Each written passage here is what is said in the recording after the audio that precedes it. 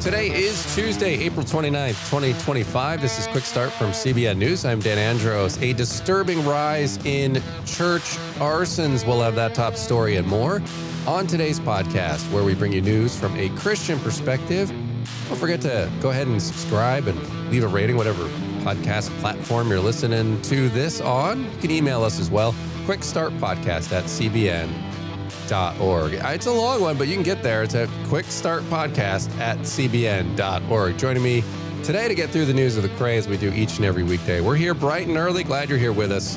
CBN's Billy Hallowell and Raj Nair. Gentlemen, a lot to get to. On the focus story, Billy, Paula White-Cain is running the White House Faith Office. You had a chance to catch up with her. Yes, I went to the White House, which was quite the experience. Sat down with her on Friday, and we'll get into everything she had to say, but really, really interesting perspective. All right, looking forward to talking about that coming up. Also, on the main thing, Raj, you got to look here. The children of October 7th, a very powerful testimony from a teenager who survived that horrific day that you talked to. You know, the more that I talk to people that have survived October 7th, the more that I see this as a similarity between the Holocaust, between the Jewish ghettos and the liquidation of them. We are seeing history repeating, and we need to keep our eyes open. All right, looking forward to the details there. Very, very important stuff, poignant stuff, obviously tragic stuff as well, but stuff we need to talk about, and that's coming up on the main thing. All right, the news in 90s coming up here in just a second, but first, make sure you go ahead and subscribe to all of our CBN podcasts, including Heaven Meets Earth, Abigail Robertson's podcast here, the newest one from CBN. The link's in the description, so make sure you go ahead and subscribe to that as well. All right, it's time now for the news in 90 seconds. And President Trump's first 100 days of his second term have emphasized faith and freedom, and campaign promises like cutting waste and protecting women's sports. He opened his first cabinet meeting with prayer. He launched a White House Faith Office closer to the West Wing and held a Holy Week worship service. Nearly 100 pastors and faith leaders gathered at the White House to worship and pray for revival, including Sean Foyt and Paula White-Cain. As we mentioned, Billy's going to be had talked to her recently. We'll be talking about that in just a minute. Trump has prioritized defending religious liberty, combating anti-Christian discrimination, and supporting faith-based communities across America. And a new report shows arson attacks on Canadian churches have more than doubled since 2021, with nearly 100 churches damaged or destroyed. Despite the destruction, fewer than 4% of the cases have led to charges.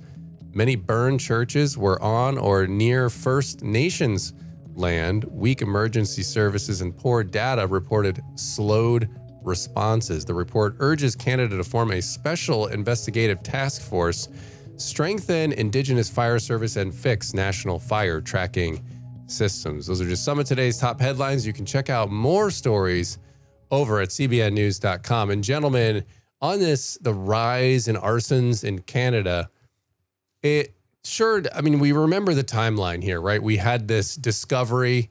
The First Nation announced they believed they had found the remains. This was in May of 2021 of 215 children buried near this former residential school in British Columbia using this GPR, the ground penetrating radar, but no actual excavation or remains were recovered at that time. It was based on these radar anomalies, not confirmed bodies. Then Justin Trudeau gets out and he reacts, says it's a painful reminder of Canada's dark and shameful past, orders the flags to be flown at half-mast indefinitely, etc.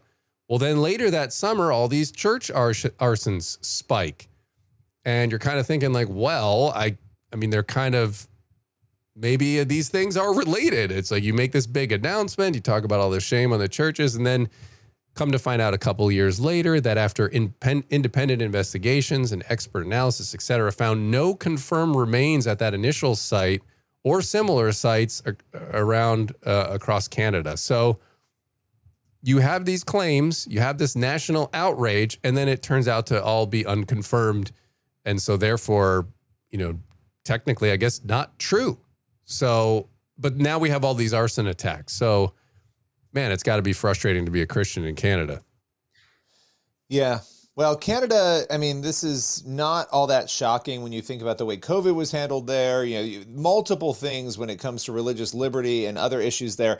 But I think it also underscores how important it is to be careful what we're saying when it comes to politicians going out there and just saying whatever. There's an impact, right, to your words. And it actually can, when you're in a specific position, really impact the way people behave, unfortunately, and treat others. And you see that with arsons, even in America, right? When we talk about Roe v. Wade, when the draft leaked that Dobbs was going to be coming down, immediately you had over 80 churches and pro-life clinics being attacked, right? So it's just there's an impact to the words and actions of people. Yeah, I think to reemphasize your point about maybe a different subject, the idea of waiting for the news to be confirmed.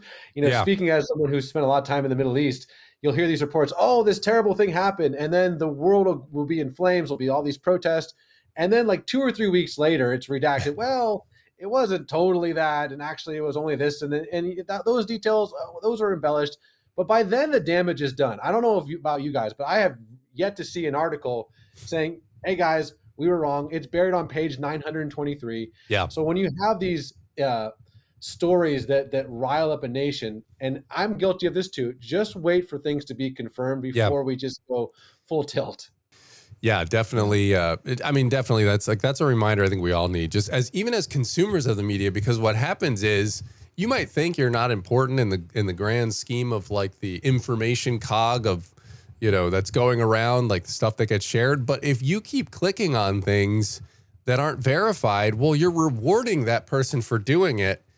And so it's going to get their content out there more. And maybe they're promoting things they're not fact checking, and they're promoting those things and they're getting out there, and you're contributing to that. So if we actually go for more substantiated content and we kind of hold the line on that, it will be better off as a whole. So we're all partially responsible for that. So that is, definitely a good reminder. Be better, everyone. Stop clicking the garbage. And for all of us in the media, stop printing the garbage. So, and it's, listen, I understand it's a tough game. It's a tough balance because you got to get eyeballs, but you don't want to jump the shark either on it. So, all right, let's head on over to the focus story now. And Paula White-Cain is running the White House Faith Office. So tell me about this position and what it is and how she views it. Yeah, this is interesting because Paula White-Cain is obviously a pastor. She has stoked controversy. People sometimes will pull apart some of the things she says, and they'll say, she's a prosperity preacher. There's lots of different viewpoints on Paula. But one thing that she has consistently done over the years has been befriend Trump. She's been friends with Trump for 24 years, which we'll talk about, and also work in the White House and work in his administrations dealing with faith issues. And so her role as a senior advisor, not only to the president, but also to the White House Faith Office, which she's directing, she believes that is a direct call from God, and something that is rooted in what she called strong conviction. Had a chance to sit down with her for about a half an hour on Friday, as well as Jenny Korn, who assists her in running the faith office there. She said, many people know that I've had a relationship with President Trump and his family for over 24 years, a strong conviction because as we saw a quick deterioration of religious liberties of our country, of the moral fabric. So, one of her motivations for taking the role, and that response was to me asking, why did you take this role? Why are you doing this? Is that she really feels that religious liberty in particular has come under fire in this country, that the moral fabric has come under fire. And she cited a number of examples. She talked about the FBI investigating the Catholic Church, restrictions we saw on pro-lifers, the arrests of pro-lifers. She really rattled off quite a list of things from the top of her head. She talked about Joe Kennedy's prayer case, all of this, what she called targeted discrimination. These were the things that motivated her to want to say, hey, I want to step, away from the pulpit a little more and go into the White House and work on policy and running this office. All right. So you said that she met Trump 24 years ago, they became friends. How did that meeting go down? What was that situation like? Yeah, this is really, I've heard her tell this story a number of times, and she's told it to me directly, but I was able to go a little deeper on this story. The journey with the two of them began 24 years, called her office randomly. But this is interesting because she had done a lot of community work, which I didn't realize, feeding the poor, all this other stuff. But she had a TV ministry, and he apparently saw some of her sermons. And so he reached out to her church, reached out to her, and he calls her up randomly. And before I even go there, she said she had made a list of 10 celebrities that she felt God impressing on her to pray for over the years, and that Trump was actually on that list of people she had been praying for. And I think she said, and I have to go back, but she ended up meeting or praying for every single one of the 10 celebrities on her list, and Trump was one of them. So he calls her, she's like, he calls me up, I get on the phone, and he says, "You've got the it factor." And she responded and said, "Oh, sir, we call that the anointing," which made me laugh. And she laughed too, telling the story. So they start talking, and he actually started referencing a sermon series that she had preached at her church. And she was like, wow, he's like fully actually aware of what he was calling with very specific references to some of the things she had talked about from the pulpit. And so he said, if you get to New York, we should meet. And I guess she was doing a Bible study at the time for the New York Yankees, I believe. I think it was the Yankees. And so she ended up coming to New York. They got together a couple of times, and they just created a friendship that really grew over those decades. And so it had nothing to do with politics at that point, nothing to do with anything else. But their families became friends, and they kept in contact. And, that then obviously translated into her in the first White House working with him even more so. I mean, right now she has a prime role. This faith office is in the West Wing. So it's right there in the West Wing. It has a big presence there. And one thing I'll mention, because this is actually important and interesting, she had made a commitment to never take a penny from him at the beginning of their relationship. She said she felt God calling her to never take money. And so she does not take a salary from the White House at all in this position, which I thought was interesting. So what does she want to accomplish? You've got this office. She's doing her thing. So what does she hope to get? What's her goals in this? Okay, I'm gonna mention it, but I forgot this other detail that I have to, because this is actually kind of a crazy story. In 2011, Trump went to her and said, "I don't like the way the country's going." And this is 5 years before he won the presidency. "I think I want to run for president," right? So we all heard those rumors in 2012 that he was thinking of running. This is apparently very true, because he actually asked her what she thought about it. And he said, "What does God think about me running for president?" And she said, "I can't answer that unless I pray," right? So she got a group of 30 pastors and brought them to Trump Tower. This is interesting. In 2011, and they spent 6.5 hours praying. And she said that Trump would come in and out of this meeting like, hey, like, what's going on? Like, do we have an answer? But they were praying diligently. And at the end of this, so this is so interesting. At the end of this, she said she looked at him and she said, "Sir, you're going to be president, but I hate the price you're going to pay." And this is, again, 5 years before he won. She said that, and she rattled off what she believes to be the price. She talked about the impeachments and Russia and all that. But she actually cried in this interview with me while she talked about the assassination attempt. She visibly she had tears going down her face talking about how horrible that was and where she was when she found out about it. But I just thought it was interesting that he was asking her in 2011 these questions, and that she brought people in to pray about it. So anyway, you asked a very specific question of what is she hoping to do? They are working in almost every department of the government to make sure that there's no religious discrimination. They're working with the DOJ, this task force for eradicating anti-Christian bias. They're very involved in that. So all these things that we're hearing are actually coming from the White House Faith Office that is stretching its tentacles into different parts of the government, which I found really, really interesting. She's in a lot of meetings with the president. They work with Susie Wiles, the chief of staff, and with the directors when it's necessary. So it's not like this is just this random office. It's very integrated into every part of the government, which I don't think we've ever seen anything like that before in the executive office. Yeah. I mean, this is super interesting, guys, because obviously as Christians, we're glad that the Trump administration is involving more self-professed Christians in the administration and the work that they're doing there. Now Paula White, she has, I would say you could safely and accurately label her a controversial figure in the Christian community because, just there's the whole debate on women pastors. And so you have a lot of Christians who don't believe that there are women pastors, and she kind of is basically one of those. So you have that whole thing going on. And then, like you mentioned, Billy, the prosperity angle that whether she believes it or not, maybe is up for debate, but people have issues with that. So she's kind of like a controversial figure.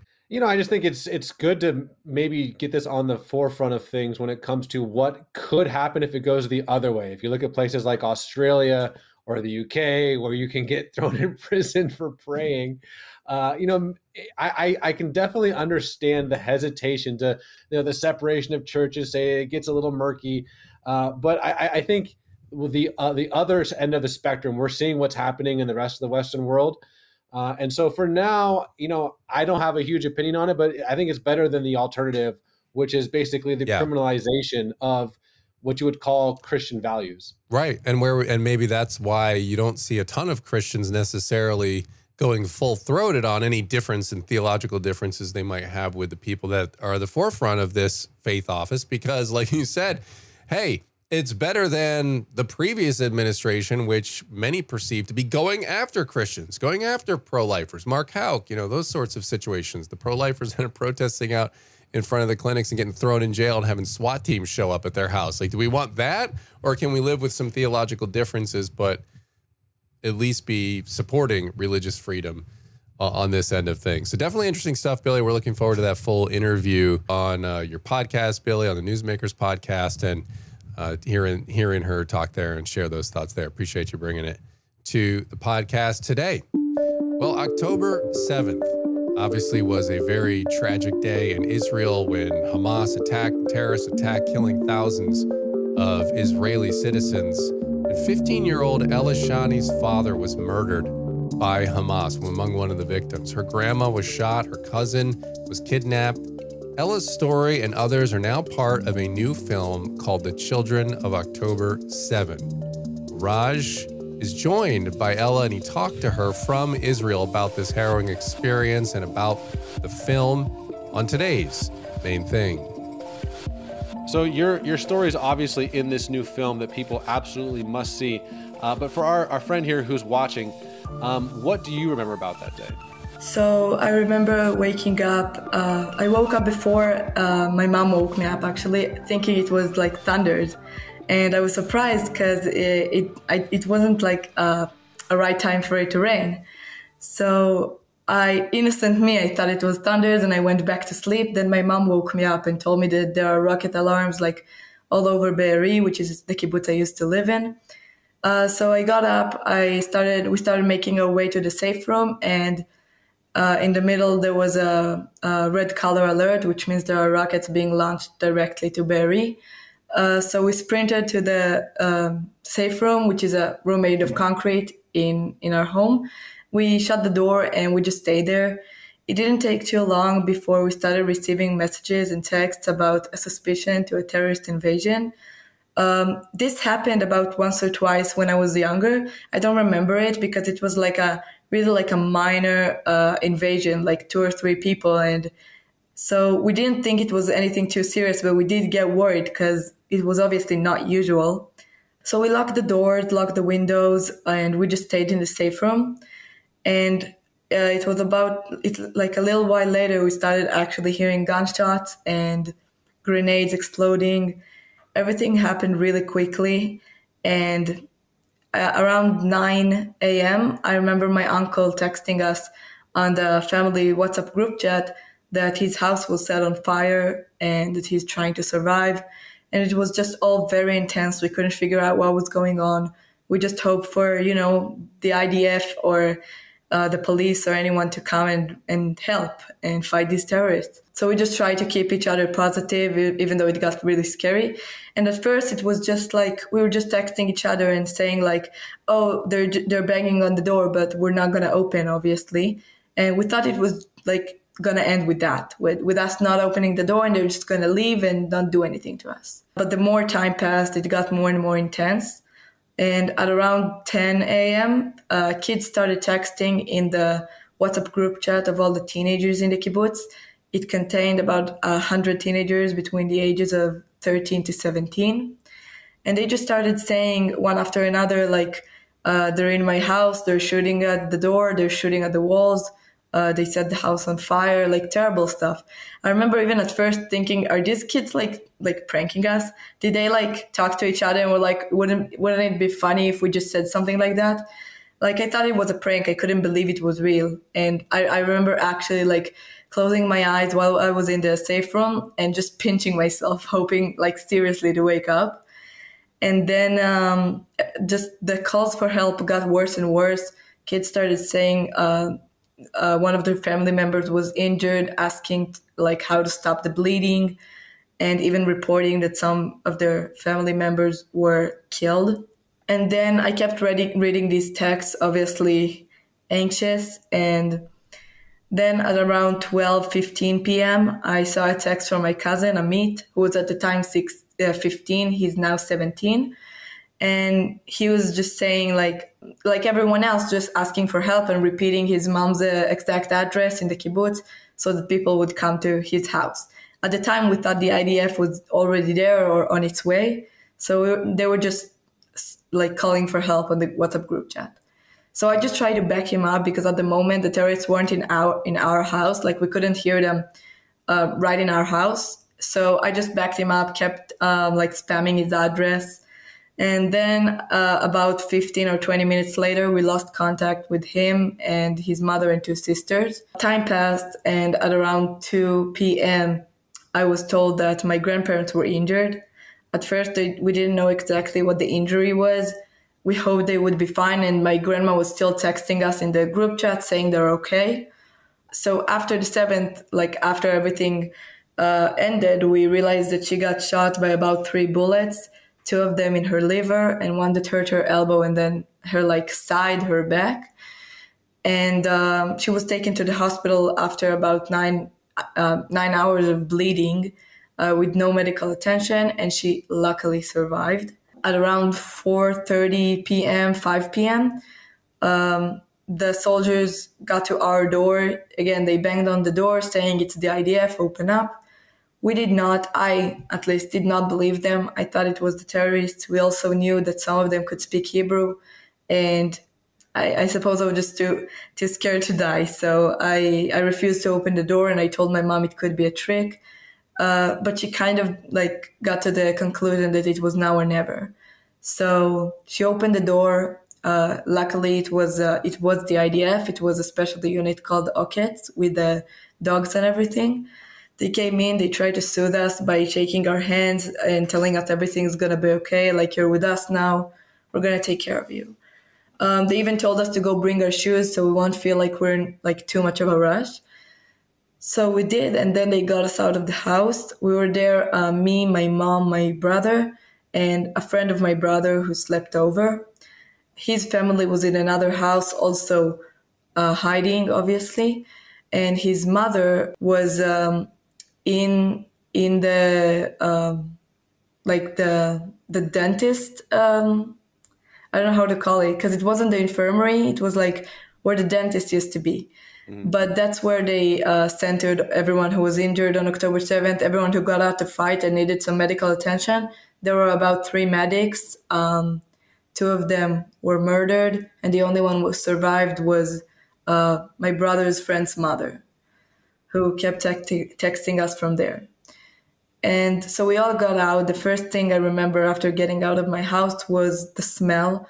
There was a really strong smell of blood mixed with sweat and smoke, basically, because I remember seeing smoke everywhere. The sky looked kind of gray, and we even saw like houses in flames, and that's something I think I'll never forget. It literally is a war zone. Like you see people like soldiers or citizens just laying on the ground, and you don't know if these are people hiding, if they're dead, if the soldiers are just in position to shoot, or if they're again dead. So they took us to another house where we were kept with 2 more families. We all squeezed together in one small safe room, and we waited there for about half an hour while the units surrounded the building to try to keep more people safe at one time. So about half an hour later, they got us out of the house. I remember it was very intense. There was like a lot of shouting. I remember hearing the soldiers like screaming for medics, saying like fighting for their friend's life and fighting for their own life. There was a very intense fighting right outside the house. And when they started getting us out, so the first thing we saw is there were two bodies at the edge of the living room. And I remember the first thing I saw was the floor covered with blood. It obviously took me a moment to realize what I was seeing, because we couldn't grasp how intense the situation was, because we never thought it would get to anything like that. Like this is our peaceful and beautiful kibbutz. Like we couldn't even imagine that something like this could happen. Also took me a few moments to realize, but there were organs scattered around the living room. And it was just a very graphic scene. My first instinct was to cover my little brother's eyes. At the time, he was 8, and I just didn't think an 8-year-old should see anything like that. Not that I should, not that anyone should, but he was younger. So, and then I remember there was like a shooting at the house from the outside, and you literally like see the bullets hitting the wall, and like everyone screaming. Like it's very, very intense. So we ran back inside and then outside again after they cleared the area. And then surrounded by the soldiers, they started leading us out of the kibbutz. Now, we obviously weren't prepared for any of this. Everyone were in their pajamas. I was lucky to have it's like the shoes I wore were like Birkenstock. I think that's how we call it. Yep. So we have a brand very similar to that here in Israel. It's called Teva Naot. So I was wearing these shoes, which is like kind of sandals. And we were all like, in sandals or barefoot, like not prepared to run, but we obviously had to. So we ran outside of the kibbutz and we got out. And obviously on the way, you see everything. You see houses on fire, bodies of soldiers, bodies of terrorists, bodies of people from the kibbutz, and even people from the Nova Festival who came like trying to hide in Be'eri and were killed at the front gate of the kibbutz before they even managed to get in. So there was obviously a lot of blood. I remember like at some point just looking down, like unable to look around anymore, and I just saw we're walking over like a trail of blood drops. Thank you for sharing that. You are just the one of the bravest people I've ever met. Even before we started recording, we hopped on, and you're still full of smiles, which just is an amazing testament. I appreciate that interview there, Raj. Man, it's tough to listen to that, and you get thrown back to that day and the chaos of that day, and then realizing what people went through. Obviously, we know the hostages have gone through a ton since then. Some still there. But these family members, now we're seeing it through the lens of these kids, really went through a lot. The thing that's really been shocking to me is we did another interview with another October 7th survivor, and he recalls that Hamas knocked on their door and said, quote, Yehud, Yehud afta al-bab, which means Jew, Jew, open the door. And when the second he said that, goosebumps isn't an accurate enough word, because it just felt so unbelievably similar to the Holocaust. I'm watching Schindler's List right now when my kids go to sleep, and I don't see much of a difference between October 7th and Schindler's List.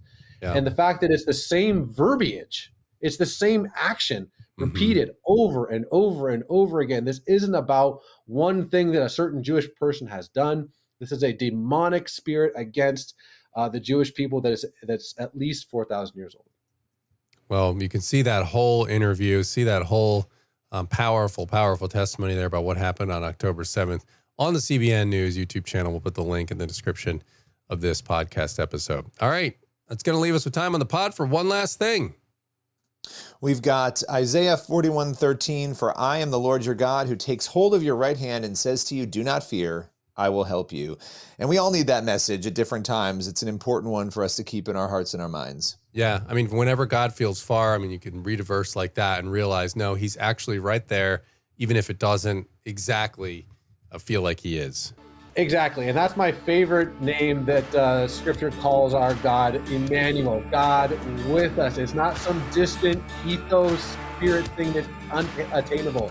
He's with you, he's near, he never leaves you, he never forsakes you. Amen, amen. And amen. All right, Lord willing, and that creek don't rise up on us. We'll be back here tomorrow with more news from a Christian perspective. God bless. Enjoy the rest of your day.